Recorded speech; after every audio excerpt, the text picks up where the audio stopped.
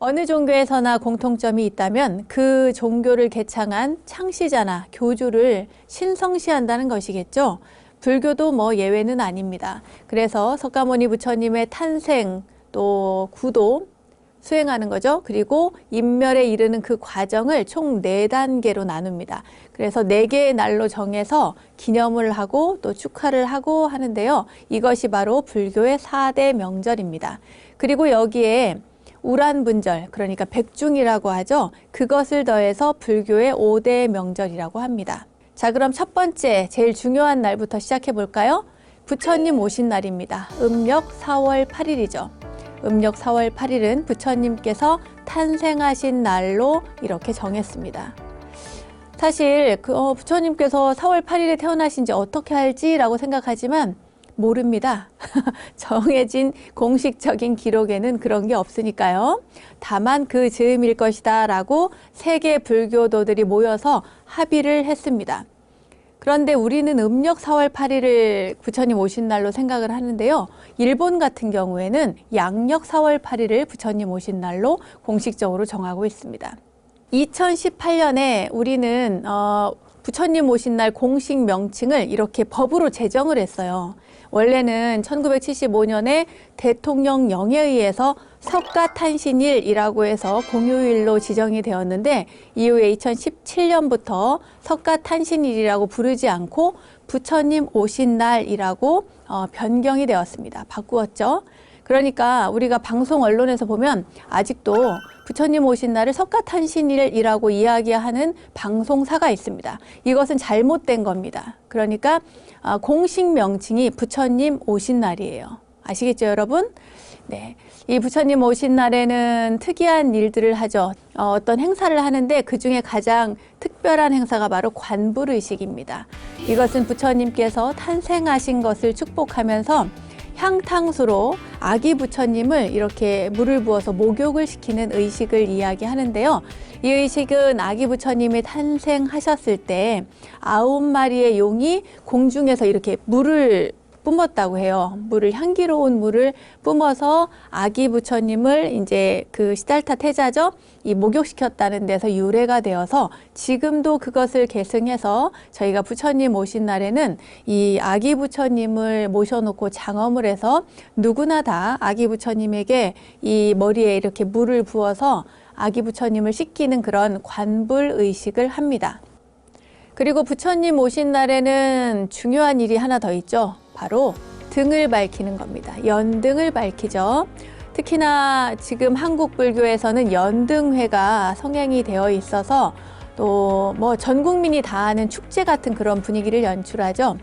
부처님 당시에 빈비사라 왕이 부처님 전에 1만 개의 등을 켜서 공양한 예가 있고요. 그리고 또 빈자 1등이라고 하죠. 가난한 여인이 한 등을 켜서 이 한 등이 1만 등을 능가하는 그런 정성을 보였다라고 하는 데서 바로 연등회가 유래가 되었습니다. 촛불이 자기 몸을 태워서 세상을 밝히듯이 이 등을 켜는 이유도 내가 켠 이 등으로 인해서 내 가정 그리고 우리 사회 또 우리 세상, 이 세상, 세계를 밝히겠다는 그런 서원을 담고 있고요. 그리고 또 지혜를 밝힌다는 그런 의미도 있습니다. 자, 그럼 두 번째 소개를 해드릴게요. 두 번째는 출가하신 날입니다. 이것을 출가제일이라고 해요. 음력으로 2월 8일입니다. 음력 2월 8일은 부처님께서 그러니까 시달타 태자가 출가를 한 날입니다. 출가제일은 부처님께서 모든 중생을 생로병사의 고통에서 건지겠다. 그리고 나도 또한 벗어나겠다. 이런 원을 세우고 이 세상의 부귀 영화를 모두 버리고 왕궁을 떠나서 홀로 출가하신 날을 기념하는 법회입니다. 우리 불자님들은 이 출가제일에요. 나도 부처님을 본받아서 상구보리 하와중생 그러니까 깨달음을 구하고 위로는 깨달음을 구하고 또 주위의 중생들을 더불어 살아가는 모든 생명들을 함께 이렇게 내가 교화하겠다라고 하는 서원을 세우고 이날 또 법회에 참석하기도 합니다. 스님들은요 사실 저 같은 경우만 해도 이 출가제일이 그냥 지나가지 않습니다. 항상 내가 어떻게 언제 출가를 했지, 그때 처음에 내가 출가할 때의 마음은 어땠지, 이렇게 생각을 하면서 이 날을 보냅니다. 그러니까 스님들은 출가할 때 초발심을 되새기고, 또 불자들은 출가한 스님들께 스님들께서 참 대단하신 일을 하셨구나 이렇게 생각을 해서 공양도 올리고 더 열심히 수행해야겠다 이렇게 다짐하는 시간을 보냅니다. 이것이 바로 출가제일이고요. 두 번째 불교의 중요한 날입니다. 자, 세 번째입니다. 세 번째는 깨달음을 이루신 날을 기념해서 저희가 성도제일이라고 합니다. 성도, 깨달음을 얻은 날이죠. 음력으로는 12월 8일, 나벌 8일이라고 말을 합니다. 이 나벌 8일에는 부처님께서 깨달음을 성취하신 날이다 이렇게 기억을 하시면 좋겠습니다. 이 날을 기념해서요, 지금은 코로나 때문에 많은 행사들이 취소되고 없지만 선방의 수행자들은 일주일간 지금도 변함없이 코로나에 관계없이 철야정진, 용맹정진을 하고요. 또 일반 사찰에서도 또 정진하는 법회를 한다거나 기도를 한다거나 초를 밝힌다거나 갖가지 행사들을 합니다.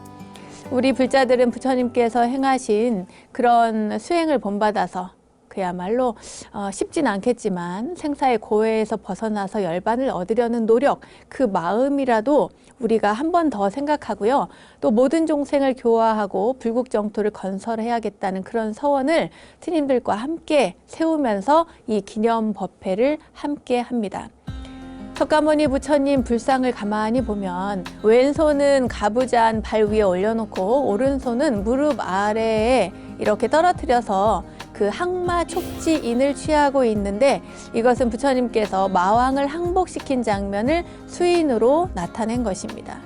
그러니까 부처님께서 어느 날 이제 깨달음을 얻으시게 되는데, 깨달음을 얻을 당시에 이 부처님을 막 괴롭히는 또는 막 그 마구니의 목소리로 유혹을 하는 그런 일들이 있잖아요. 그런 일들을 극복을 하고 나서 부처님이 되셨는데, 이것을 또 다시 한번 제가 말씀을 드리도록 하겠습니다. 이걸 상징하는 것이 먼저 항마촉지인이라는 것이고, 시달타 태자가 나이가 35살이 되던 해에, 그러니까 정확히는 음력 12월 8일로 저희는 이렇게 기념을 하고 있는데, 부다가야의 보리수나무 아래서 깨달음을 얻으신 겁니다.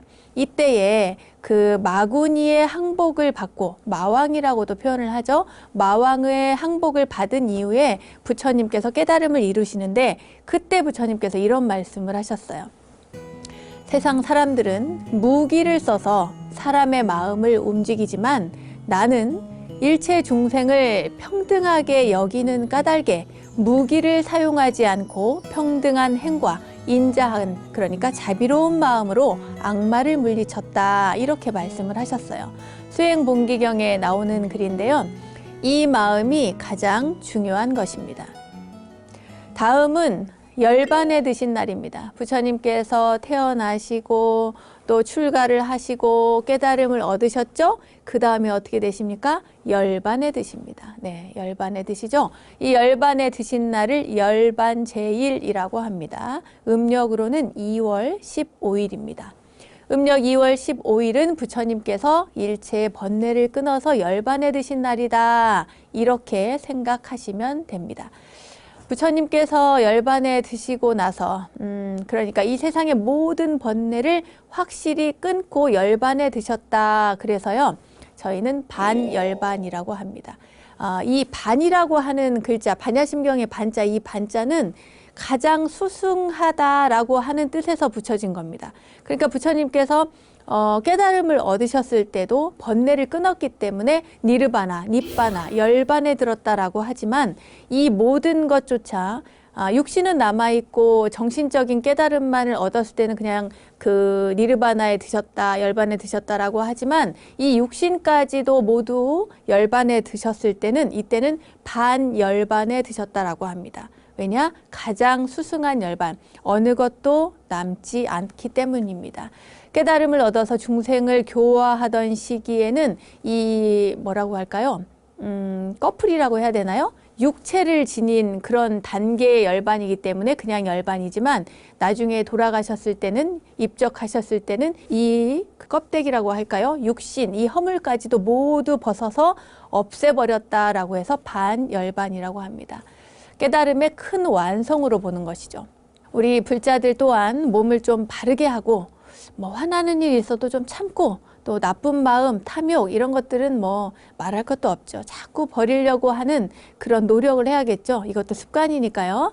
그런 다음에 우리가 조금씩 더 정진해서 부처님의 뒤를 따라가고자 하는 그런 서원을 세우면서 기념하는 법회가 바로 열반제일입니다.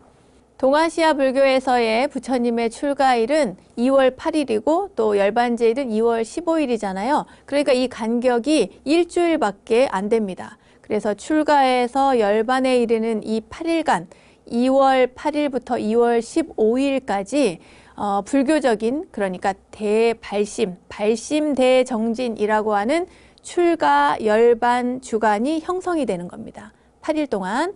그래서요, 이때 특별 정진 기도를 올리는 사찰도 참 많습니다. 여러분들께서 그런 사찰이 있으면 또 참여하셔도 좋고요. 또 온라인으로 함께 하셔도 좋겠습니다. 이상으로 뭐 부처님께서 오신 날, 그리고 출가하신 날, 성도하신 날, 열반에 드신 날, 이게 4대 명절인데 여기에다 하나를 더합니다. 우란분절. 백중이라고 들어보셨죠? 음력 7월 15일입니다. 이 우란분절을 더해서 저희가 5대 명절로 치는데 음력 7월 15일은 하한거 해제일이기도 합니다. 저희가 흔히 그냥 백중 이렇게 부르죠. 이 백중이라고 하는 단어는 과일과 음식을 뭐 100여 가지를 공양한 100가지 종류, 백종이라는 단어에서 유래를 했다고 합니다.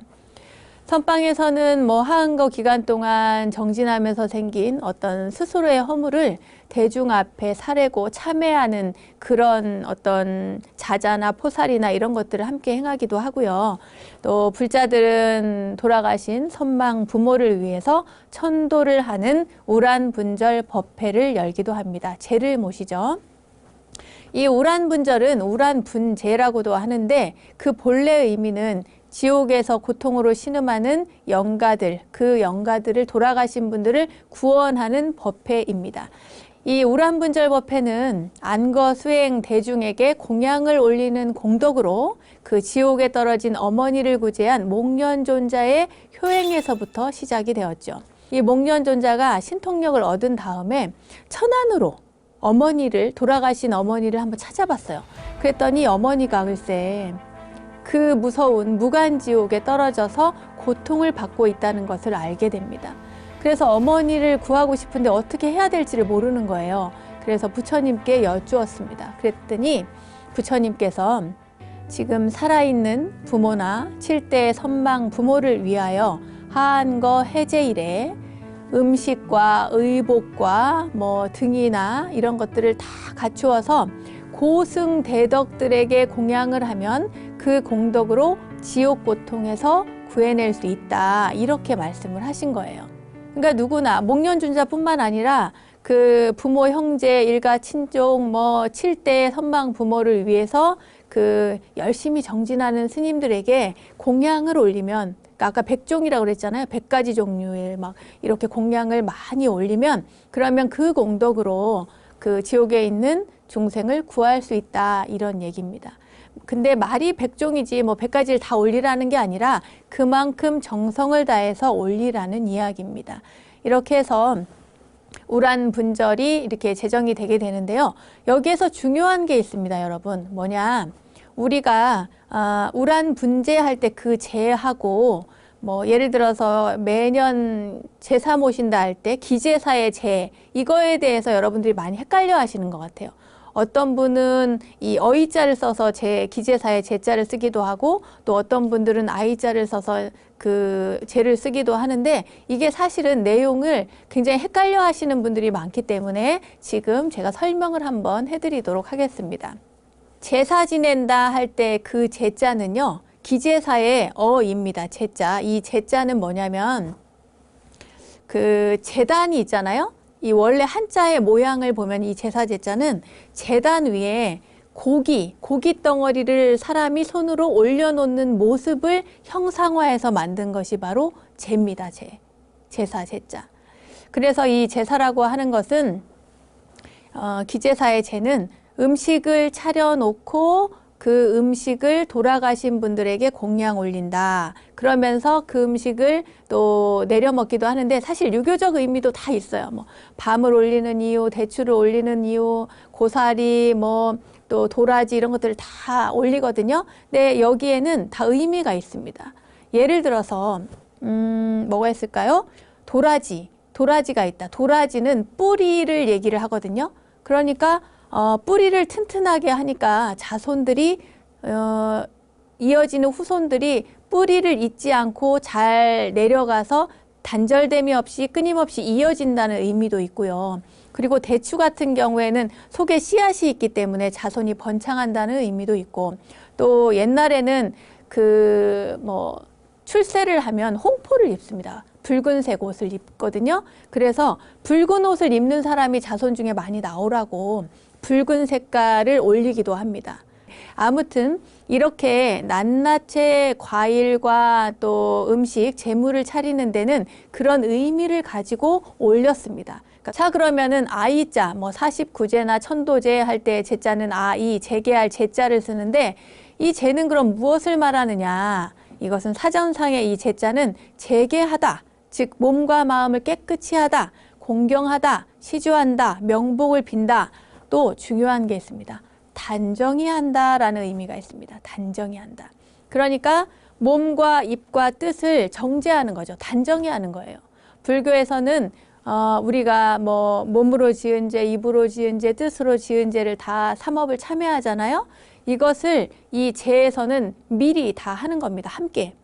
그러니까 제사를 모시는 것만 중요한 것이 아니라 제를 모시는 것은 내 몸, 그리고 입, 그리고 뜻, 이 신구일 삼업을 통해서 일어나는 모든 업들을, 나쁜 업들을 짓지 아니하고 내 몸을 단정히 해서 제를 지낸 다음에 돌아가신 분들을 위해서 지내고, 그리고 그 공양을 모든 이들에게 베푸는 겁니다. 나누는 거예요. 나누는 거.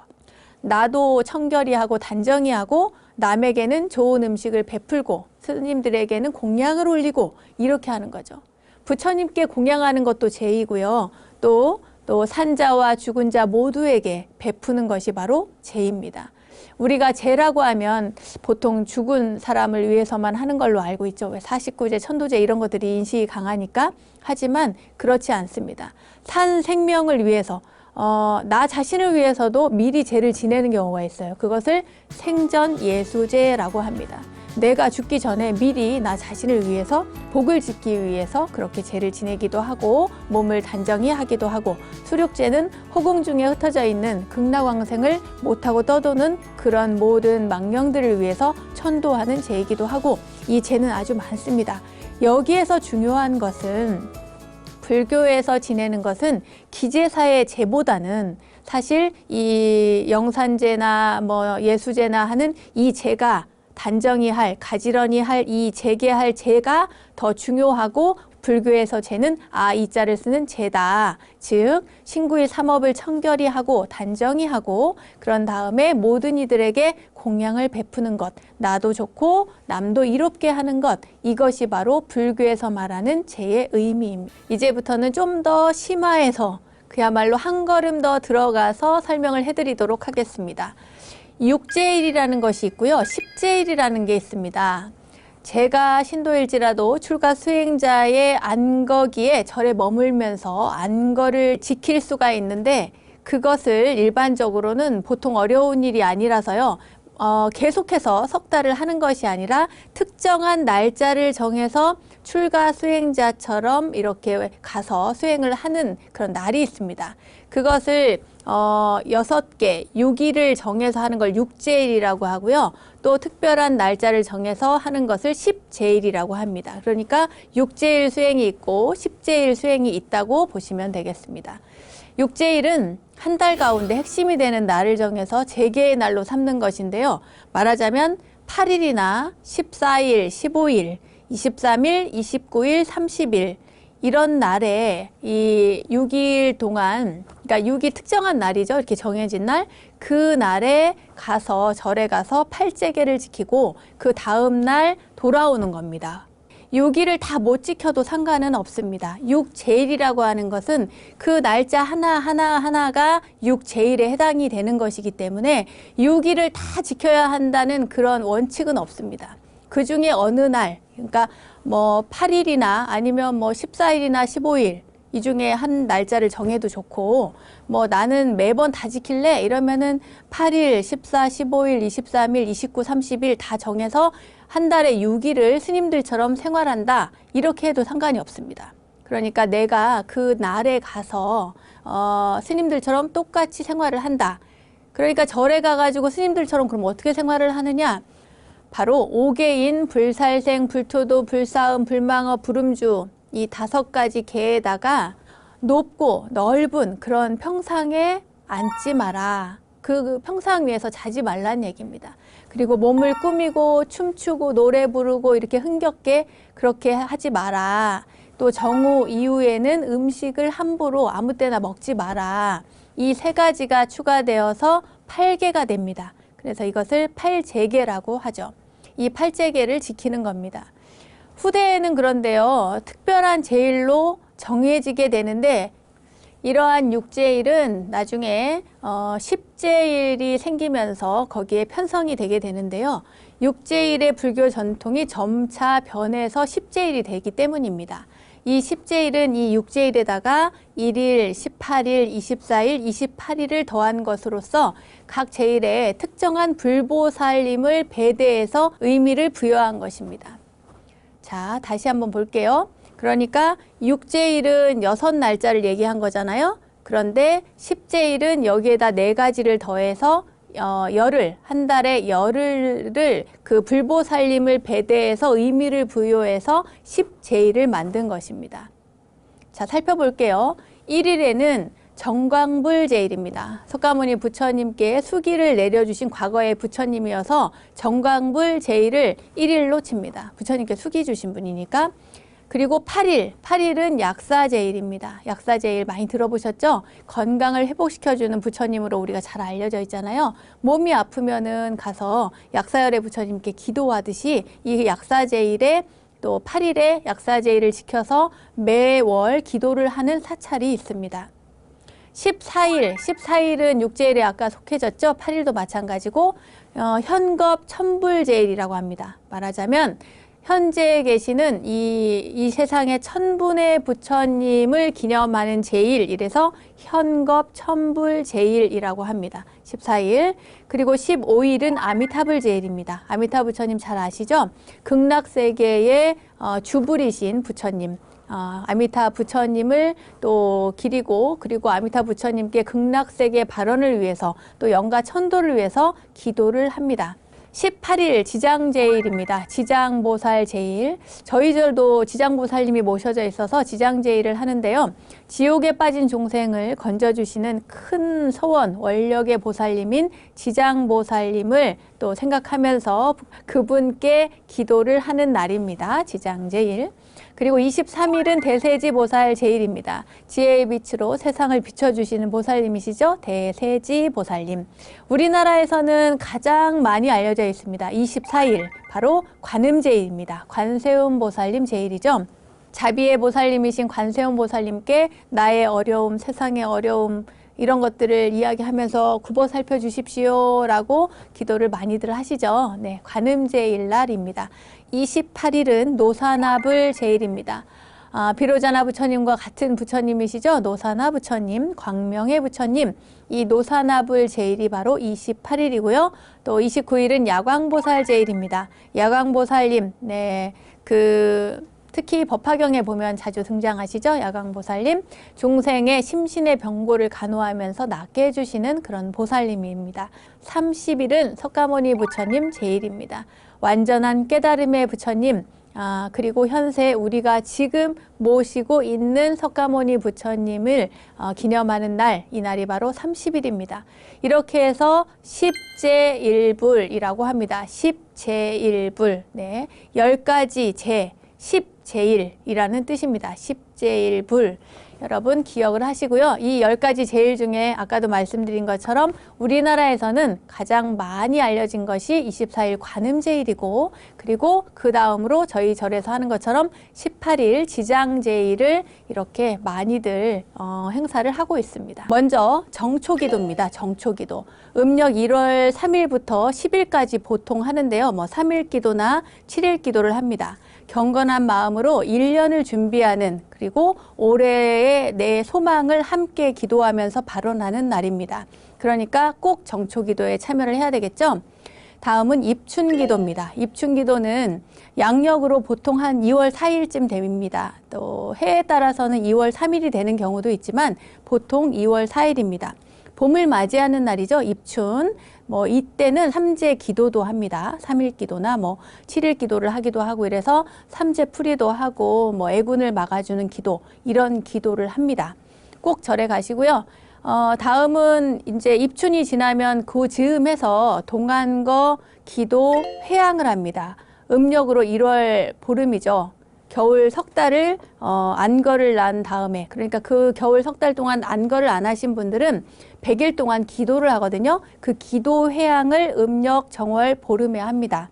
이때 방생 가는 분들도 있고, 또 모든 애군 재난 이런 것들 다 버리고 회양하는 그런 날입니다. 동안거 회양이 있으면 동안거 입제도 있겠죠. 그러니까 석 달 전에 동안거 입제 기도도 올린다는 것 함께 기억하시면 좋습니다. 다음은 하한거입니다. 여름철이 됐어요. 이제 부처님 오신 날 지나고 나서 하한거 100일 기도를 하게 되는데, 동안거처럼 입제를 하고 회양을 합니다.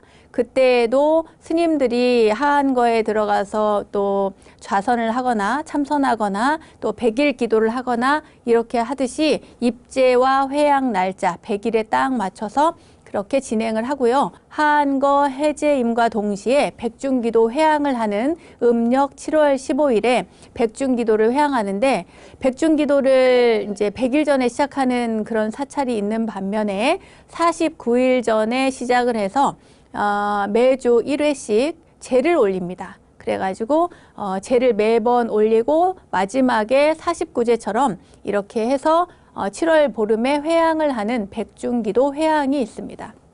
그 밖에도 이제 절에서는 우리 민간 신앙과 이렇게 결합이 되어 있기 때문에 칠석 기도도 하고요. 음력으로 7월 7일 날 또 산신 기도도 하고 이런저런 기도들을 많이 하는데, 이제 날짜별로 보면은 음력 7월 7일 날은 이 명과 제복을 이어주는 칠원 성구님께 또 인연 기도 여러분 많이 하시죠?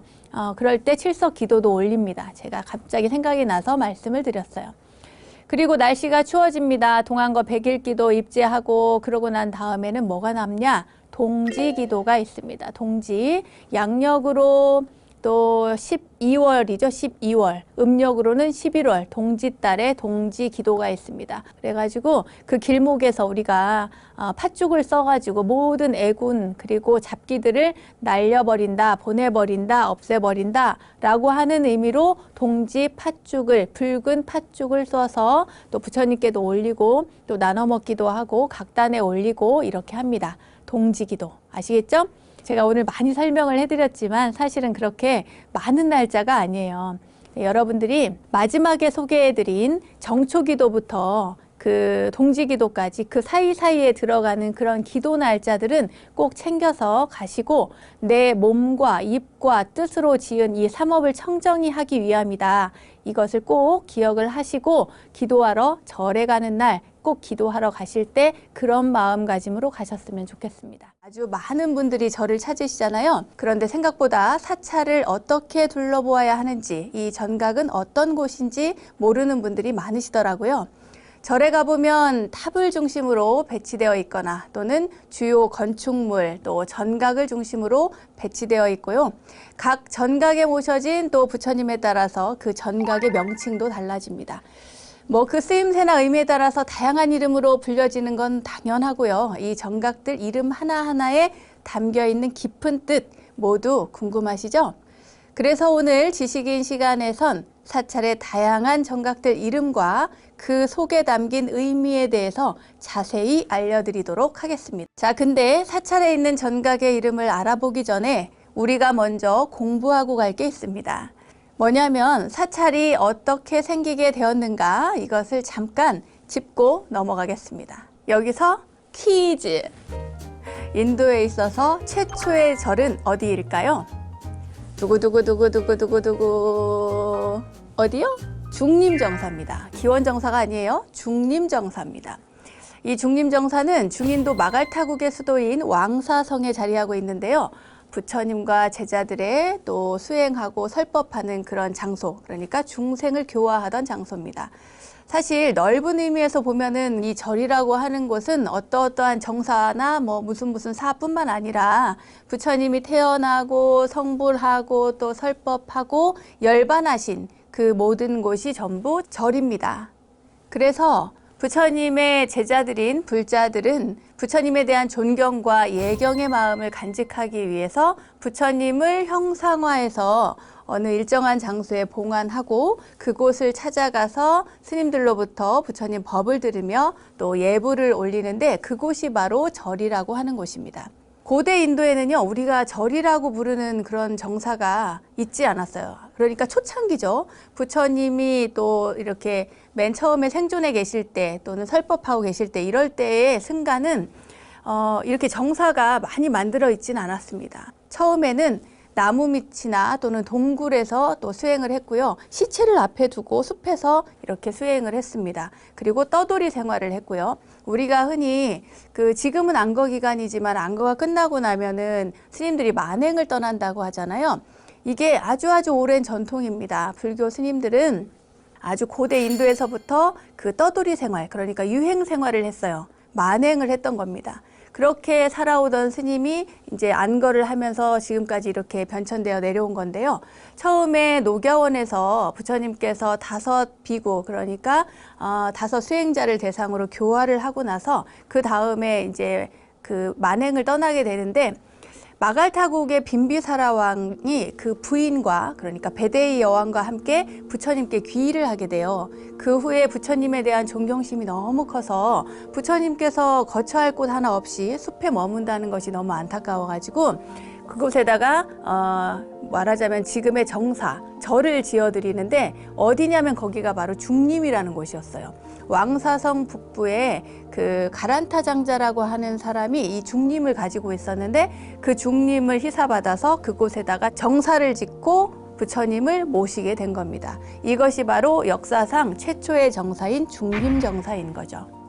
기원정사도 굉장히 여러분 많이 알고 계시죠? 급고독장제 기원정사. 그것 말고도 많은 정사들이 있습니다. 원래 이 정사는 범어로는 상가라마라고 합니다. 승가라마라고도 하고 우리가 왜 절을 보고 가람이라고 하잖아요.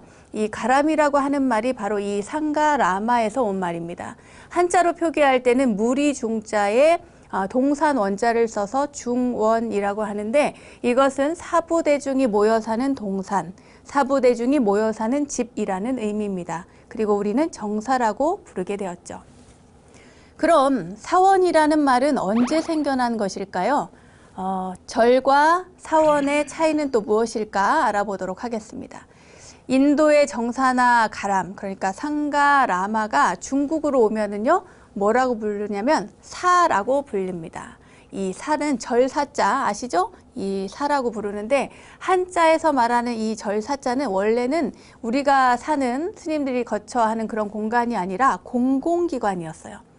그러니까 지금으로 치면 관공서 같은 곳이었죠. 여러분들 예전에 첫 번째 시간인가 두 번째 시간에 배웠습니다. 중국 불교가 언제 전래되었는가 한번 떠올려 보십시오. 언제죠? 네, 전혀 기억이 안 나신다고요? 그러면 제가 다시 한번 알려드리도록 하겠습니다. 중국은요, 후한 명제 10년, 그러니까 67년, 기원 후 67년에 인도의 스님 가섭마등과 축법난 2 스님이 중국으로 오게 됩니다. 그런데 그 전에 후한 명제가 꿈에 금빛이 막 나는 그분을 보고 꿈을 꾸고 난 다음에 이후에 그 불교를 받아들이게 되는데요. 그 사신을 통해서 부처님은 어떤 분이신가 알아보러 인도로 보냈는데 중간에 이 가섭마등과 축법난이라는 두 스님을 만나게 됩니다. 그 스님들께서 경전을 가지고 이렇게 또 중국으로 건너오고 있었는데요. 그때 흰 말에다가 경전을 싣고 이 사신과 함께 낙양으로 오게 됩니다. 이때 후안에서는 두 스님이 외국인이잖아요. 그러니까 관례에 따라서 외국인이 머무는 곳, 외무부 소속의 관아인 홍여사에 머물게 했던 겁니다. 그러니까 이 홍여사도 벌써 절사자가 이렇게 쓰여 있죠. 그때의 홍여사는 그냥 공적인 기관이었던 겁니다. 그런데 그 후에 이 스님들을 다른 곳에 모시려니까 마땅히 모실 곳이 없는 거예요. 그래서 그대로 그 홍여사에 머물게 하는데 대신에 이름을 바꿉니다. 뭐라고 바꾸냐면 백마에다가 경전을 가득 싣고 오셨기 때문에 이름을 그 백마를 기념해서 백마사라고 고쳐 부르게 되었던 겁니다. 이것이 중국에 있어서 사찰의 효시이고요. 처음 생긴 거고요. 그 뒤로 중국에서는 불교를 수행하는 스님들의 거처를 무슨 사 이렇게 부르게 되었습니다. 우리나라에서는 고구려 소수리망 2년에 전진왕 부견이 순도화상을 보내죠. 이 순도화상을 보낸 뒤 2년 뒤에 또 진나라로부터는 아도화상이 오게 됩니다. 그런데 이 스님들을 각각 모실 곳이 없었던 거예요. 그래서 나라에서 절을 짓습니다. 순도화상을 위해서는 성문사라고 하는 절을 지었고요. 그리고 아도화상을 위해서는 이불란사라고 하는 절을 지었습니다. 이것이 우리나라에서는 최초의 가람이라고 할 수 있습니다. 신라에서는 19대 눌지왕 때 무코자가 그 모래라고 하는 사람의 집에 머물면서 몰래 불교를 전했어요. 그러니까 고구려나 백제는 왕실에서 직접 불교를 수용을 했는데 신라 같은 경우에는 왕실이 수용하기 전에 어디 민간 신앙으로서 불교가 전래되어 왔던 겁니다. 이때 이 모래는 원래 국어에 그 털례라고 하는 단어를 한자로 음사한 것이 바로 모래가 되었대요. 그러니까 원래 이름은 털례였던 겁니다. 이 털례의 집에 불상이 모셔져 있고 또 수많은 불자들이 모여서 또 경전도 보고 그렇게 불교 공부를 했던 것 같아요. 이 털례의 집은 나중에 가람이 됩니다. 이 털례의 집이 곧 그 절이 된 것이죠. 그 후에도 부처님을 모시고 불교를 행할 수 있는 집, 이것을 털례라고 부르게 되었습니다. 이 털례라고 하는 단어, 이 이름이요, 나중에 절로 변하게 된 거예요. 털례, 절 이렇게 바뀌었던 모양입니다. 그러니까 다시 한번 정리를 하자면요. 이 사라고 하는 것은 원래 중국에서 공공기관에서 변천된 것, 그러니까 무슨 사라고 하는 것은 중국적인 영향이고요. 절이라고 하는 것은 그 신라 시대 때 그 털례라고 하는 사람의 집에서 유래된 것이 나중에 절이라고 하는 이름으로 변천되었다는 것. 이렇게 이해하시면 되겠습니다. 왜냐하면 서로 다르진 않거든요. 절이나 사원이나 사찰이나 절집이나 다 같은 우리의 부처님을 모신 그런 공간이기 때문입니다. 그럼 이제 진짜 전각을 둘러볼 텐데요. 그 전에 절을 한번 이렇게 떠올리면서 우리 감성을 한번 쫙 올려놓고 시작을 해보도록 하겠습니다. 자, 시청자 여러분 모두 눈을 감으시고 자, 좋아하는 사찰, 좋아하는 절을 한번 떠올려 보십시오. 상상해 보세요. 맑은 물이 흐르는 산속 깊은 곳, 맑은 물소리가 들리시나요? 그리고 옷깃에 스치는 바람, 참 시원하네요.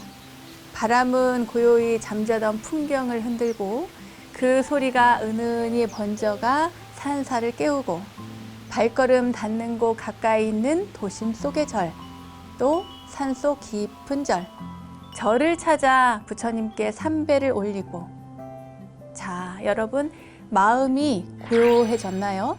제일 먼저 사찰을 찾았을 때 만나는 문, 그 문이 바로 일주문입니다. 이 일주문을 지나야 부처님의 세계, 깨달음의 세계인 불국토에 들어서게 되는 것이죠.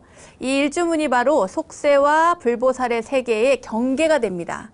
하지만 일주문을 지났다고 해서 바로 부처님이 계신 법당에 바로 이렇게 딱 도착하는 건 아니에요. 부처님의 세계로 들어가기 전에 지나야 할 문들이 아주 많습니다.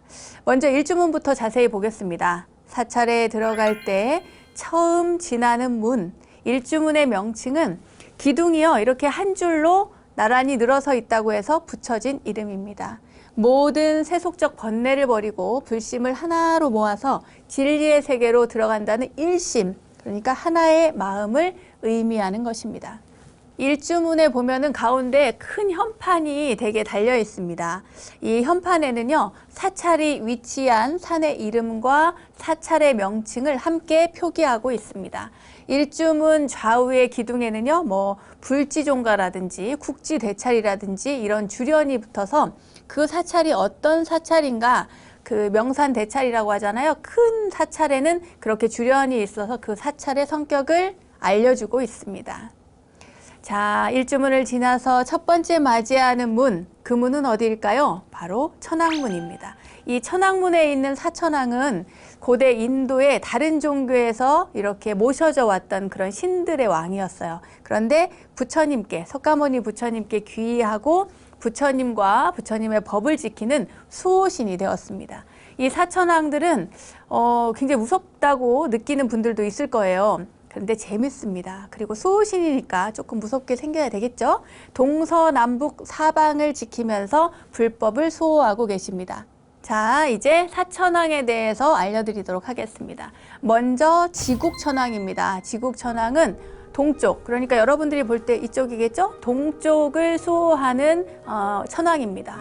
그리고 온몸의 색깔은요, 동방을 상징하는 청색으로 칠해져 있고요. 또 왼손에는 칼을 쥐고 있고, 그러니까 여러분이 보면 이쪽이겠네요. 왼손에는 칼을 쥐고 있고 오른손은 주먹을 쥐고 있고, 그리고 또 덜어는 이렇게 칼을 들고 허리에 이렇게 손을 대고 있어요.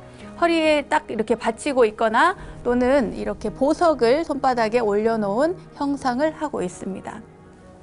두 번째는 증장천왕입니다. 이 증장천왕은요, 남쪽을 수호하는 왕입니다. 이 남방을 상징하는 적색, 그러니까 붉은색을 또 칠하고 있는데요. 눈이 굉장히 화가 나신 그런 눈이에요. 눈에서 막 불이 막 납니다. 그리고 오른손에는 용을 딱 움켜쥐고 있고 왼손은 또 위로 들어서 엄지와 중지로 여의주를 받치고 있죠. 이런 모습을 하고 계십니다.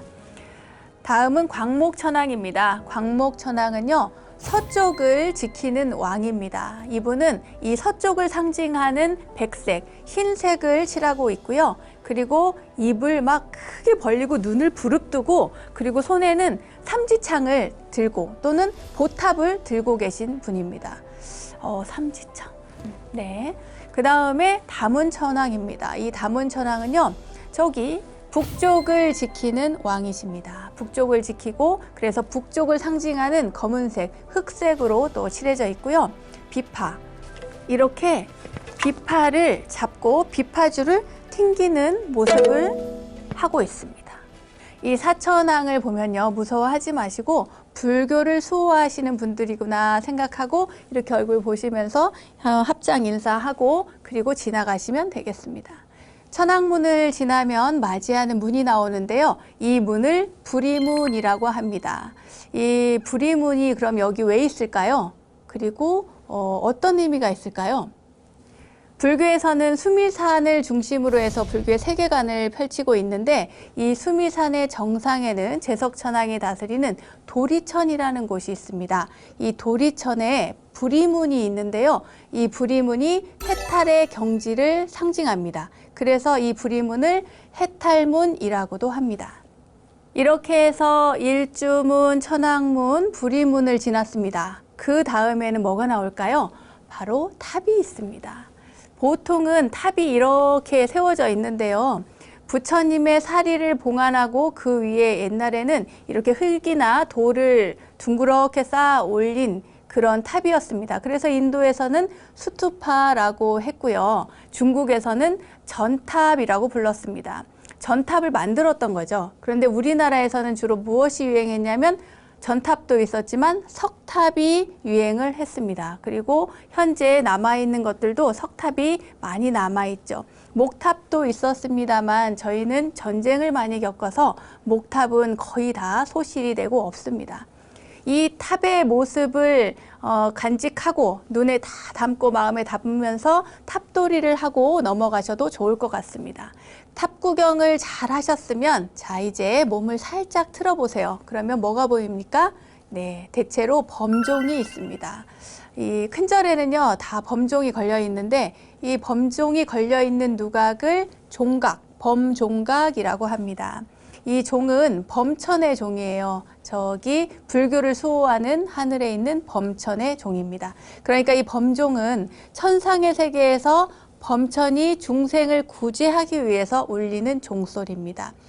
어느 곳은 가보면 2층 누각일 때가 있어요. 이렇게 2층 누각으로 되어 있을 때는 범종누라고 부르고요. 또 불전 사물 가운데 범종만을 봉안해서 종만 있는 경우에는 종각, 범종각이라고 합니다.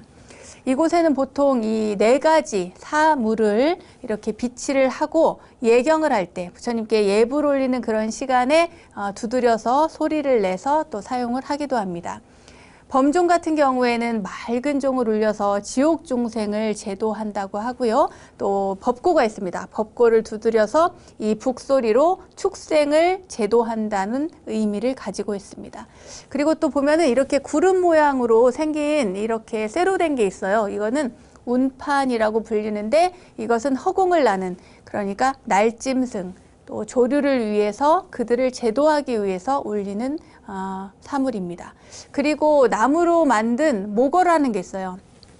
이렇게 길게 물고기 모양을 하고 있고 겉에 이렇게 아름답게 색칠이 되어 있는데 이 모거 속이 이렇게 뚫려 있습니다. 그래서 그 속을 나무를 이렇게 두드려 가지고 소리를 내는데 이것은 물고기, 그러니까 수중의 어류를 위해서 그들을 제도하기 위해서 부처님의 법음을 널리 알린다는 그런 의미를 가지고 있습니다. 자, 이제 일주문부터 시작해서 많은 문을 거쳐왔죠. 그리고 탑을 보았고 또 종도 보았습니다. 이제부터는 본격적으로 전각, 부처님이 모셔져 있는 곳, 그리고 많은 분들이 모셔져 있는 곳, 그 전각을 살펴보도록 하겠습니다. 이 사찰의 전각은요, 전각의 전은 전각 전자를 쓰고 각자는 집 각자입니다. 그러니까 이 전에는 대웅전처럼 불보살님을 모시고 있고요. 또 각에는 주로 불교에 수용된 산신이라든지 칠성이라든지 용왕 등을 모신 곳, 그곳을 그 각이라고 부릅니다. 이 전과 각을 합쳐서 우리는 전각이라고 하고요. 또 사찰 전각은 굉장히 많은데 이름도 많고 또 많은 분들을 모시고 있습니다.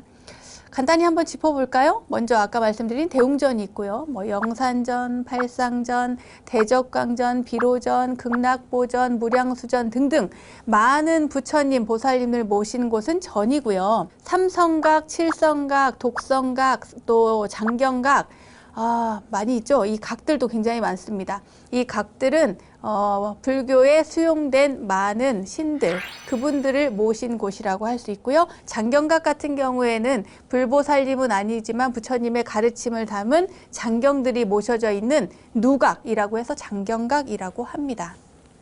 자, 그 다음으로 넘어가겠습니다. 이제 본격적인 중심이 되는 전입니다. 바로 대웅전, 대웅보전인데요.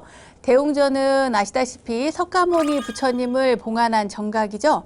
이 대웅전, 대웅이라고 하는 말은요, 원래 인도말 마하비라에서 왔습니다. 이 마하비라가 위대한 영웅, 그러니까 대웅이라고 하는 의미고요. 그것을 한역했을 때, 그러니까 우리가 그대로 대웅이라고 일컬은 데서 유래가 된 것입니다. 석가모니 부처님은 일반인이 가질 수 없는 아주 큰 힘이 있다고 사람들은 믿고 있죠. 왜냐하면 마구니의 어떤 모든 장애를 극복하고 부처님이 되셨기 때문에 위대한 영웅이라고 붙여진 겁니다. 자, 이제 법당 내부 구조를 한번 살펴보도록 할까요? 우리 법당은요, 상단, 중단, 하단, 영단 이렇게 되어 있습니다. 보통은 상단, 중단이 있고 또 영단 따로 모시는 경우도 있고요. 또 하단이 각각의 전각으로 나누어져 있는 경우들도 있습니다. 부처님과 보살님을 모신 곳이 바로 상단이고요. 그리고 불법을 수호하는 호법 선신들을 모신 곳이 바로 중단, 신중단입니다. 만약에 사찰의 규모가 작은 경우에는 각도 여기 들어와 있거든요. 법당 안에 산신각, 칠성각도 같이 있는 경우도 있지만 그렇지 않을 경우에는 별도로 모셔져 있고 영가를 모신 영단이 함께 있는 경우도 있습니다. 상단을 살펴보면요. 상단에는 중앙에 정면으로 딱 보입니다. 어간문, 이 중앙의 문을 쫙 열면 그 한가운데 정면으로 석가모니 부처님이 모셔져 있어요. 가장 높은 곳, 그러니까 가장 높은 상단, 윗상자를 써서 상단이라 하고요. 그 중앙에 부처님, 그리고 좌우에 보살님들을 모시고 있습니다. 누가 모셔져 있을까요? 네, 맞습니다. 문수 보현 보살님이 좌우 보처로 함께하고 계십니다. 중단으로 넘어가면 호법 선신들이 모셔져 있습니다. 이 단상에는 제석천이나 사천왕, 용, 야차, 건달, 마수라, 긴나라, 가우라, 마우라, 가야차 등등 팔부 신장들을 모신 곳입니다. 보통 이렇게 탱화로만 모셔져 있어요. 그림 속에 수많은 분들이 계시잖아요. 그분들이 다 호법 신장님이십니다. 그리고 하단, 아까도 말씀드린 것처럼 작은 절에서는 법당 안에 칠성산신 등이 다 모셔져 있기도 한데요. 이분들을 하단이라고 합니다. 그리고 또 영단, 영단은 영가 위패가 모셔져 있는 단상을 영단이라고 하고요. 또 후불탱화가 있는 곳도 있고 없는 곳도 있는데 후불탱화로서 아미타 부처님, 그러니까 극락세계를 표현한 곳, 그 아미타 열의 영도라든지 또 감로탱화 같은 것들이 모셔져 있는 곳입니다. 또 위패만 모셔져 있기도 하고요. 이분들이 모셔져 있는 곳이 하단입니다. 다음은 영산전입니다. 여러분, 영산전은 어디 있나요? 네, 영산전 알고 있는 곳도 있을 겁니다. 이 영산전은 영산회상을 재현한 곳입니다. 인도의 영축산에서 법화경을 설법하시던 그 광경을 묘사해서 부처님과 10대 제자, 또 16나안, 500나안을 모시기도 하고, 또 영산회상도, 또 부처님의 생애를 8단계로 구분해서 묘사한 팔상도를 이곳에 봉안하기도 합니다. 팔상전이라고 부르는데요. 또 팔상탱화를 봉안하고 존상을 모실 경우에 석가모니 부처님과 함께 또 좌우로 또 미륵 부처님, 그리고 제아갈라보살, 누구예요? 연등 부처님이죠. 이분들을 함께 모시는 경우가 있습니다. 과거, 현재, 미래를 상징하는 거죠. 아까 제가 이야기하기 초기에 얘기했죠. 어디 있을까요? 라고 했습니다. 어디 있을까요? 법주사, 쌍계사, 운흥사, 서남사, 범어사, 보경사 등의 이 팔상전이 있습니다. 다음으로 넘어가겠습니다. 대적광전. 대적광전은 그럼 또 어디 있을까요? 잘 생각하면서 들어보세요. 대적광전은 대광명전이라고도 하고요. 줄여서 대광전이라고도 합니다. 이곳의 주불은 바로 비로자나 부처님이십니다. 법신불이시죠? 비로자나 부처님은 이렇게 엄지손가락을 이렇게 쥐고 계신 분입니다. 이 비로자나 부처님은 두루 비치는 빛, 그러니까 밝은 빛, 고요한 빛이라는 의미를 가지고 있습니다. 만약에 이제 이 비로자나 부처님이 주 불전이 아닌 경우에는 그냥 비로전이라고 합니다. 대웅전이 있을 경우에는 그 비로전이라고 부르는 거예요. 대웅전이 없을 경우에는 뭐라고요? 대적광전이라고 부릅니다. 아시겠죠? 대적광전은 삼신불 사상에 따라서 중앙에 법신불, 그리고 왼쪽에는 보신불, 오른쪽에는 또 화신불, 이렇게 세 분을 함께 모십니다. 한번 복습해 볼까요? 가운데는 비로자나 부처님, 그리고 보신불 누구죠? 노사나 부처님, 그리고 화신불 누구죠? 네, 석가모니 부처님이십니다. 자, 그 다음으로 넘어갈게요. 이번에는 극락보전입니다. 극락보전은 잘 알고 계실 겁니다. 극락전이라고도 하죠. 중생들의 왕생극락을 인도하시는 아미타 부처님을 주불로 하는 법당입니다. 사찰에 따라서는 또 무량수전이라고도 하고 수강전이라고도 합니다.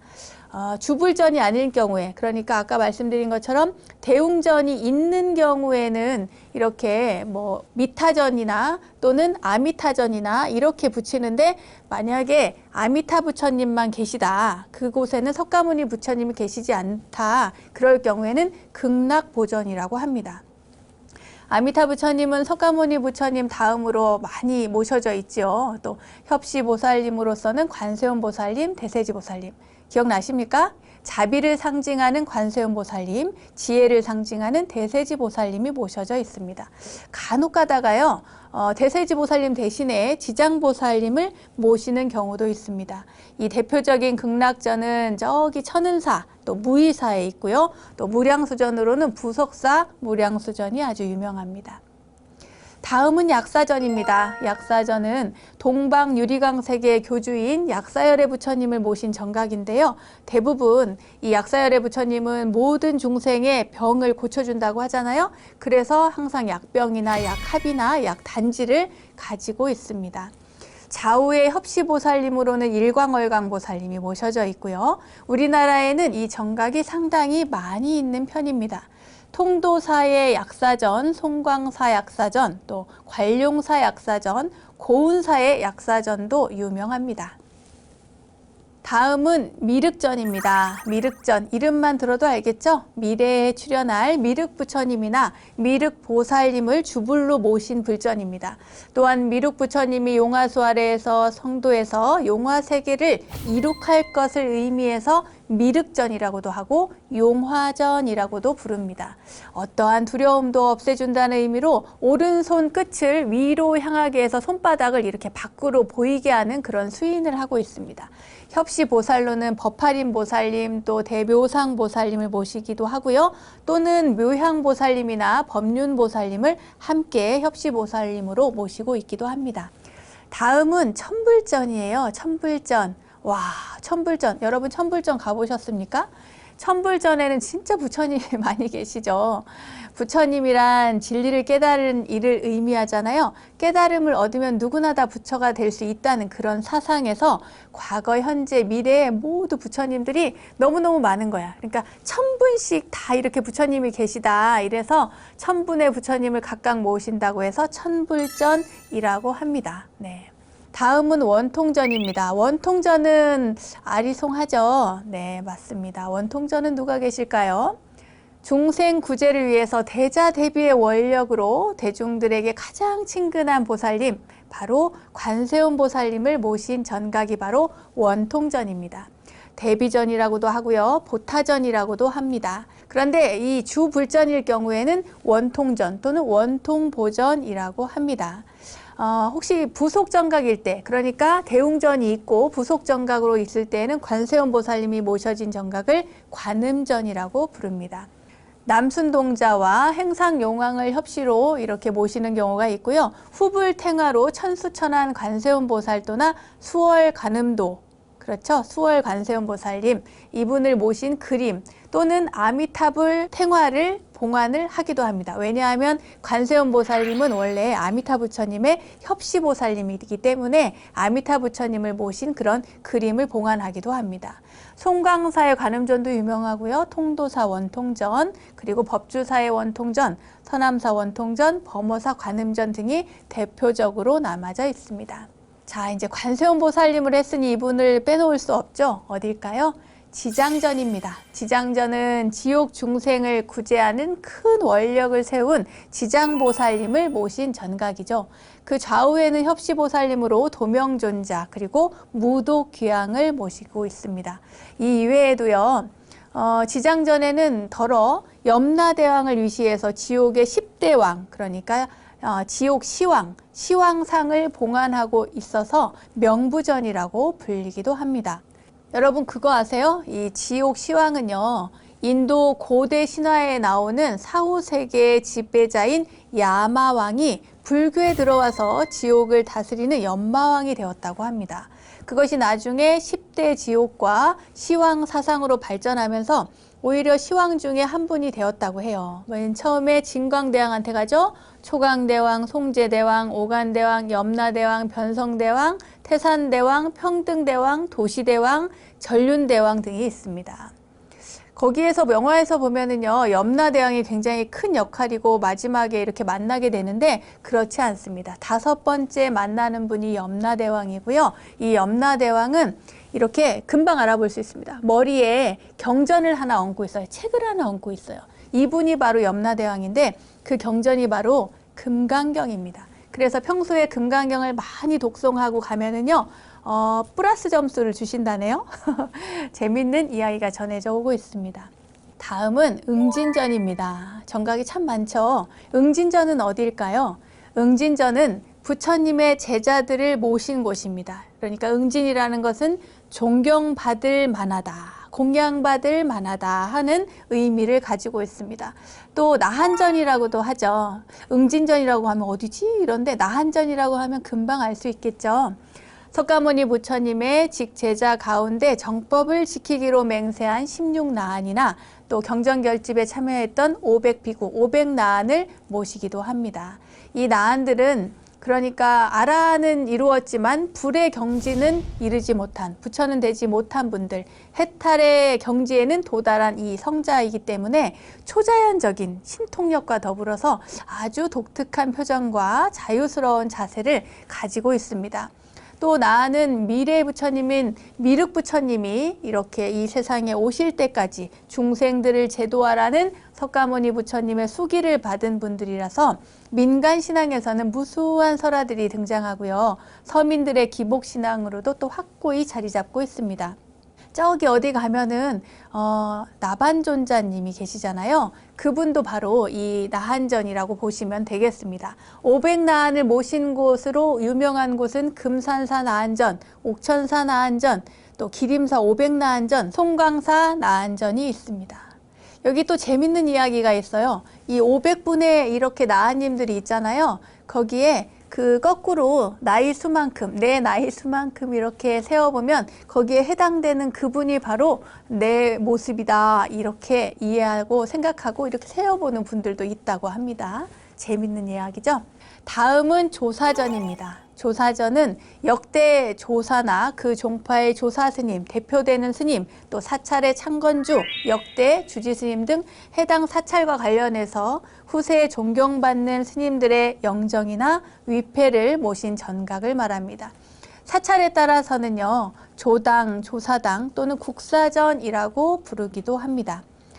특히 통도사에 모셔져 있는 그 영각은요, 우리나라에서 가장 많은 영정을 보존하고 있고, 또 송광사 국사전과 해일사 조사전, 신륵사 조사당 등이 대표적이고, 저기 경상도 가면 불영사, 또 의상전에는 의상조사의 영정과 더불어서 원효대사, 종봉대선사, 청어대선사의 영정이 안치되어 있습니다.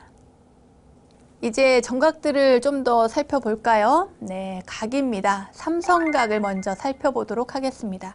삼성각은 칠성님, 독성님, 산신님 이렇게 세 분을 한꺼번에 모셔놨을 때 삼성각이라고 합니다. 나누어서 모셨을 때는요, 각각 칠성각이라고 하고 독성각이라고 하고 산신각이라고 이름합니다. 칠성각부터 보겠습니다. 칠성이란 북두칠성을 일컫는데요. 사찰에 칠성님을 모시게 된 건 중국의 도교 사상이 불교와 융합하면서 나타난 현상입니다. 이 칠성님을 부처님으로 또 화한 경우가 보통인데요.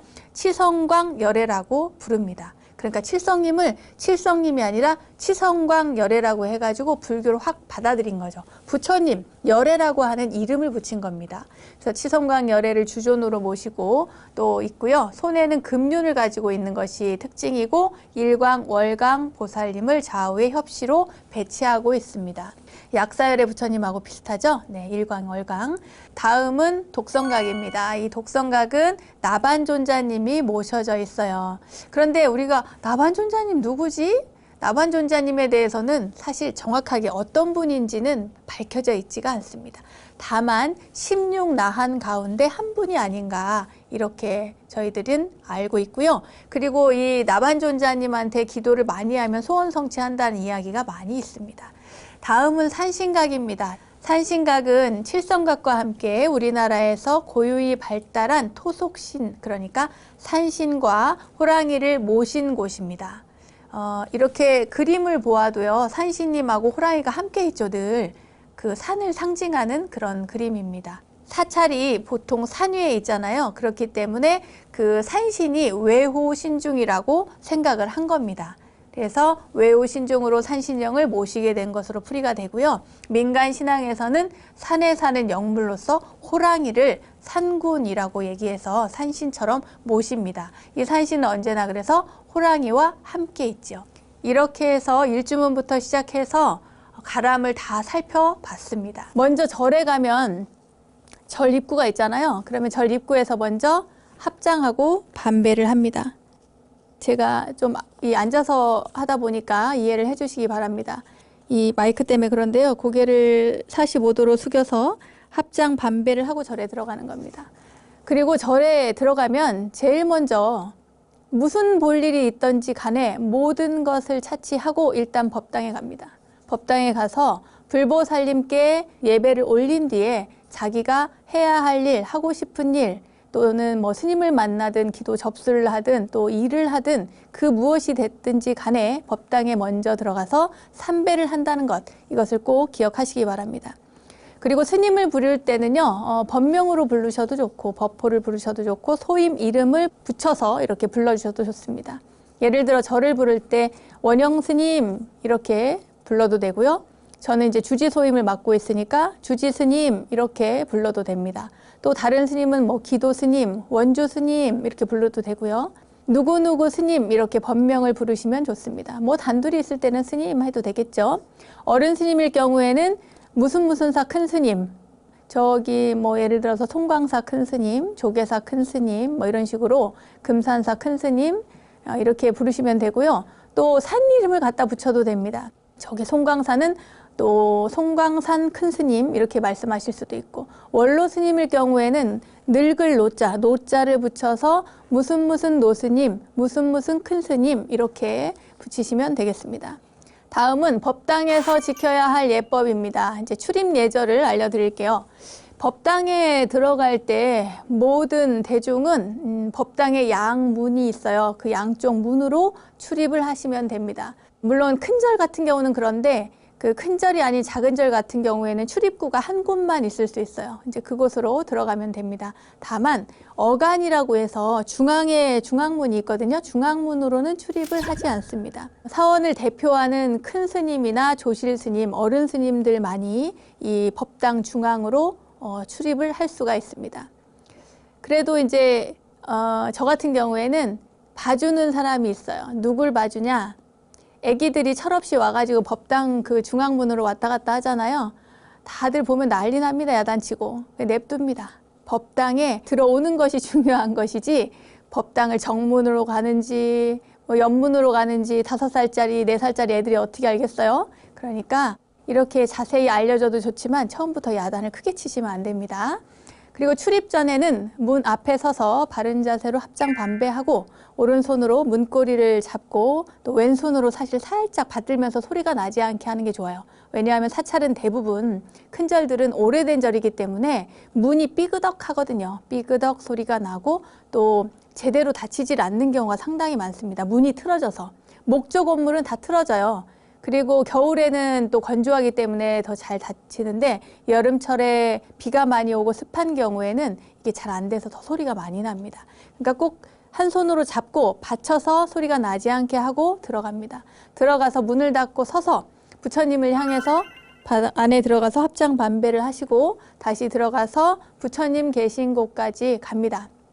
가서 이제 절을 하고 싶으신 분은 절을 하고 향을 올리고 싶으신 분들은 향을 올리고 나름대로 하고 싶은 일을 하면 되는데 여기서는 이렇게 다니는 코스만 얘기를 할게요. 그런 다음에 절을 하고 나와서 또 문을 잘 닫고 나와서도 또 인사를 하고, 그러니까 나오기 전에도 합장 반배, 나온 다음에도 합장 반배 하는 것이 원칙입니다만 나온 다음에는 합장 반배를 하지 않는 경우는 괜찮습니다만 그 안에서 나올 때는 인사하고 문 닫고 나오시면 좋겠습니다.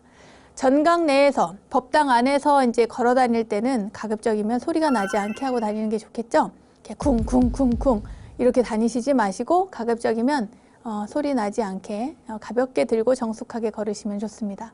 또 바닥에 깔아놓은 방석은 밟고 다니지 않습니다. 방석은 피해서 다니셔야 되고요. 또 어간이라고 해서 스님들, 아까 중앙문을 통해서 어른 스님들만 다닌다고 했잖아요. 큰 스님들의 자리니까 그곳은 중앙을 피해서 또 앉거나 절을 하거나 하셔야 됩니다. 또 다른 스님들의 기도에 방해되지 않도록 가능하면 이렇게 절을 하고 있는데 그 앞으로 쏙 지나가거나 이런 거는 예의가 없는 거예요. 그러니까 그렇게 하지 마시고 기다렸다가 지나가거나 아니면 급하면 뒤로 가거나 조금 돌아서 가거나 이렇게 하셔야 됩니다. 다음은 향과 촛불 켜는 방법에 대해서 알려드리겠습니다. 향은 어떻게 하죠? 이렇게 물으시는 분들이 있어요. 향을 꽂을 때는 그 불을 살라서 이렇게 오른손으로 향을 쥐고 왼손으로 오른손 손목을 받치고 이렇게 불을 붙입니다. 불을 붙여서 이렇게 꽂는 건데요. 문제는 요즘은 이제 사찰이 촛불을 그렇게 많이 켜지 않습니다. 사찰에 그 방화 위험이 있어서 화재 위험이 있어서 촛불을 갖다 놓지 않는 사찰도 많이 있습니다. 그래서 이 전기초를 쓰는 경우들이 많이 있거든요. 대신에 그 옆에 그 불을 켤 수 있는 걸 갖다 놔요. 그러니까 그것으로 이렇게 해서 올리시면 됩니다. 그리고 향에 불이 붙었다 그럴 때 입으로 후 불어서 불지 않아요. 그냥 이렇게 어떻게 하냐면 이걸 원을 하나 그립니다. 이렇게 향을 들고 원을 하나 이렇게 그려서 이마에 딱 대면 그 돌려서 이마에 딱 와닿는 그 순간 이미 불은 꺼져 있습니다.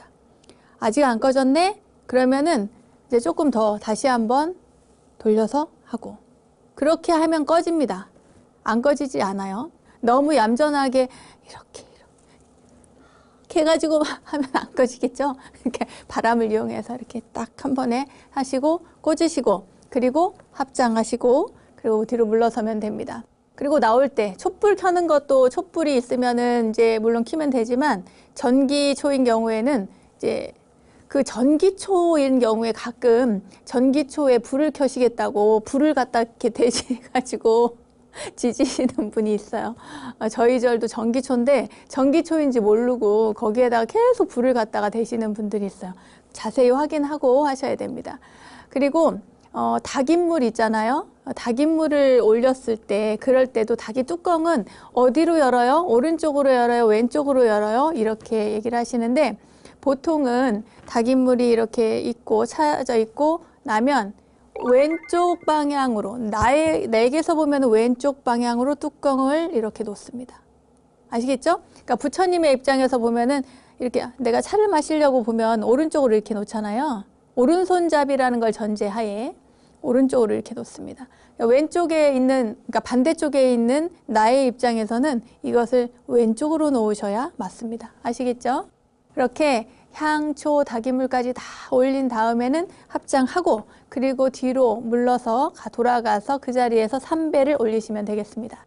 다음은 공양물 올리는 법입니다. 공양을 올릴 때 또는 불전함에 시읒돈을 넣을 때도요. 또 기도비를 넣을 때도 가급적이면 집에서 깨끗한 돈으로 이렇게 마련해서 가지고 와서 넣으면 좋습니다. 만약에 불전함이 없다 아니면 불전함이 있는데도 나는 불단에 올려놓고 싶다 하시는 분도 있어요. 꼭 불단에 올려놓고 싶어 그러면 그냥 불단에 올려놓아도 아무 상관없습니다. 그리고 합장하시고 돌아가서 절하시고 과일이나 뭐 다른 공약물들을 내가 사왔다. 절에 오는데 빈손으로 올 수 없어서 과일이나 과자나 뭐 커피나 또 쌀이나 이런 것들을 가지고 왔다.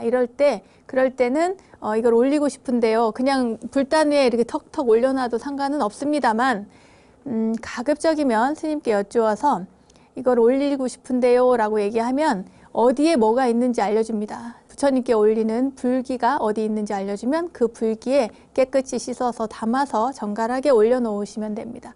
이렇게 하시면 내가 사서 직접 공양 올리는 것이기 때문에 더 뭔가 흐뭇하고 또 뿌듯함을 느낄 수 있을 것이라 생각됩니다. 다음은 경내에서의 예법인데요. 절에 들어갈 때는 아까 말씀드린 것처럼 불이문, 해탈문, 일주문, 천왕문 등을 지나서 법당으로 가니까 그 사이에 반드시 입구에서는 정중히 합장, 반배하고 들어가시면 좋겠습니다. 또 사찰 내 모든 그런 불탑이나 건축물을 함부로 이렇게 막 들락거리면 안 돼요. 함부로 만져서도 안 되고 이제 불탑이 있으면 탑돌이를 하셔도 좋고 건축물을 보고 이렇게 감상하셔도 좋고 벽화를 보면서 의미를 되새기셔도 좋고 무엇을 해도 좋지만 막 만지고 이렇게 하는 것은 옳지 않습니다. 또 이렇게 침이 나온다거나 콧물이 나온다거나 이러면은 그거를 막 이렇게 뱉는 분은 없겠죠, 당연히. 그런데 휴지를 이용해서 그렇게 조용한 곳에 조금 벗어난 곳 내지는 화장실에 가서 이제 콧물을 닦는다거나 이렇게 하시면 좋겠습니다. 그리고 또 사찰에서 스님들을 만나면 스님께 인사를 해야 돼요. 그죠? 합장하고 인사하고. 그런데 사찰 안에서만 인사하는 것이 아니라 사찰 밖에 나갔을 때도 스님들을 보시면은 인사를 하십시오. 그냥 이렇게 합장하고 인사하는 것만으로도 스님들이 더 잘 살 수 있습니다. 이게 반대로 말하면 스님들은 그 인사를 받음으로써 이렇게 어깨가 쭉 펴져요. 어깨가 쭉 펴지고, 그리고 나를 존경해주는 누군가가 있기 때문에 나는 오늘 더 잘 살아야겠구나, 이런 마음을 갖게 됩니다. 그러니까 인사하는 게 공경심도 되지만 저 나름의 생각으로는 이건 약간의 나는 당신의 신중이야 이런, 당신을 지키고 보호하는 사람이야, 똑바로 살아, 뭐 이런 의미도 될 수 있습니다. 이 방송을 시청하시는 스님들이 들으시면 싫을 수도 있겠네. 자, 아무튼 합장 반배하는 것, 언제 어느 곳에 가셔도 스님들이 있으면 꼭 인사하시기 바랍니다. 또 사찰내에서 부처님이 계시는 법당을 가로질러 갈 때는 그 법당 앞에서 잠깐 합장 반배하고 지나가는 게 맞습니다. 어간을 통해 지나갈 때처럼 그 법당 한가운데 그 밖에서도 마찬가지예요. 이렇게 마당을 가로지를 때도 잠깐 인사하고 이렇게 걸어갑니다. 합장이라고 하는 것은 여러분 언제 어느 때나 다 많은 사람들이 사용을 하고 있죠. 사실은 교회나 이런 데도 기도할 때 보면 이렇게 하던데, 이렇게도 하고 이렇게도 하고 여러 가지가 있지만 뭐 성모 마리아상 같은 경우에도 합장하고 있지 않습니까? 부처님이 태어나신 인도의 전통적인 인사법으로 우리는 다 이 합장을 알고 있는데, 불교에서는 예불, 법회, 불교 생활 전반에 걸쳐서 가장 많이 쓰이는 예법입니다. 요즘 같은 코로나 시대에 이 합장 인사법은 전 세계적으로 통용될 만큼 그냥 뭐 주먹 쥐고 이렇게 부딪히는 그런 인사를 많이 하지만 이건 굉장히 전투적이잖아요.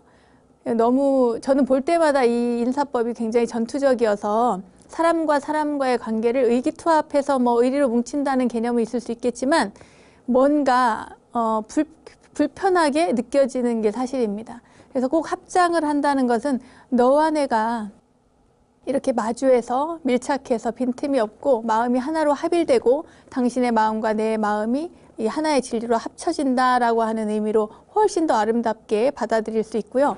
또 악수 같은 경우에도 악수를 하는 것은 내 손에 당신을 해칠 물건이 들어있지 않다라고 하는 것으로 빈손을 내밀어서 악수를 하잖아요. 근데 그 악수를 할 수 없을 때 나는 당신 해칠 물건이 없어, 이런 표현보다도 그 이전부터 이렇게 불교는 합장을 해가지고 당신의 마음과 나의 마음이 합일된다는 것, 우주와 나의 마음이 합일된다는 것, 이것으로 이해를 하시면 더 좋겠습니다.